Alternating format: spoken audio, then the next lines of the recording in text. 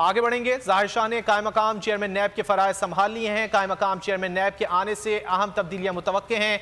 Disease नैब की तब्दीलियों का इम्कान। जाहिर शाह कबल डीजी ऑपरेशंस नैब भी रह चुके हैं। अहम खबर है, जाहिर शाह ने कायम मकाम चेयरमैन नैब के फराइज संभाल लिए हैं। तफसीलात जान लेते हैं एहतिशाम अली से। एहतिशाम, क्या तफसीलात है? आज बिल्कुल डिप्टी चेयरमैन नैब जाहिर शाह ने चेयरमैन नैब के जो है ओहदा जो है उसका संभाल लिया है। उनका नोटिफिकेशन भी जारी हो गया है।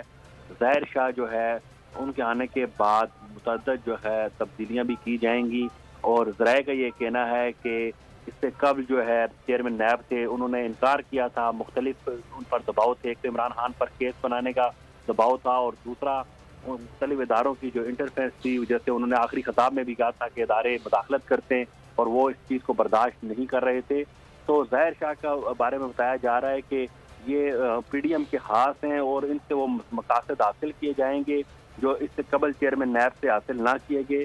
जाहिर शाह जो है मियाँ शहबाज शरीफ के फेवरेट भी हैं और इनका जो चेयरमैन नैब का जो नोटिफिकेशन है वो रात को जारी भी कर दिए गए। जी एहतिशाम, बहुत शुक्रिया इन तफसीलात के लिए। एक और अहम खबर दें